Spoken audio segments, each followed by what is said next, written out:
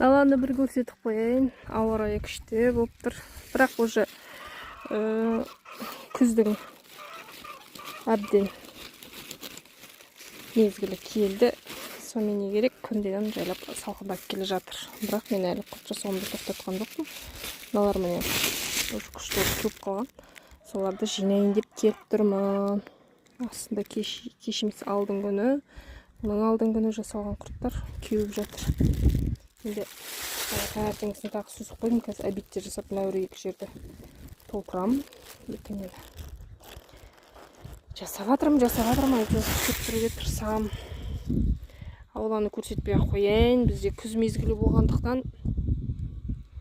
құстарымның, қаздарымның мамықтары ұшып, ауланың іші деген жаман болып жатыр енді. Тазалауға келмей тұр, білмеймін. Пылес ұстамасақ енді ана жүндерді қалай жинайтынымызды.